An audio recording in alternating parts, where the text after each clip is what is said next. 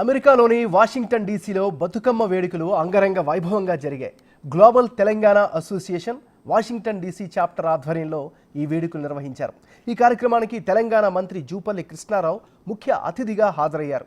ఈ సందర్భంగా జూపల్లి మాట్లాడుతూ భారతీయ సంస్కృతితో పాటు తెలంగాణ సంస్కృతిని ప్రపంచం నలుమూలలా ప్రతిబింబించేలా పండుగలు నిర్వహించుకోవడం సంతోషంగా ఉందని తెలిపారు.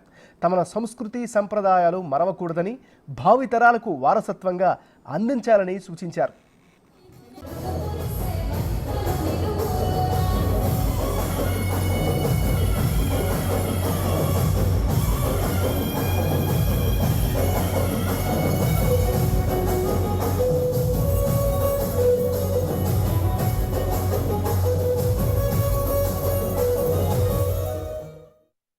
ఇక్కడికి వచ్చిన తర్వాత అసలు మీరు హైదరాబాద్లో ఉన్నారా అమెరికాలో ఉన్నారా అర్థం కావడం లేదు.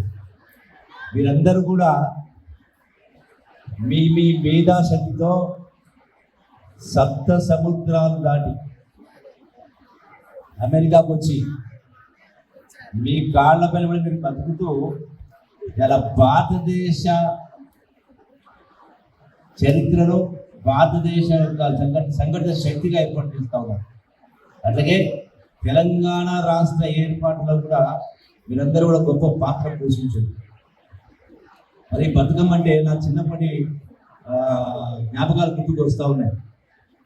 మా అక్క చెల్లెళ్ళు, ఆడబిడ్డలు, అమ్మలందరూ కూడా ఈ బతుకమ్మ సందర్భంలో ఆనాడు చెరువుల కాడికి పోయి, గుట్టల కాడికి పోయి బంతి పూలు, చామంతి పూలు, గురుగు పూలు రకాలు తెచ్చేది.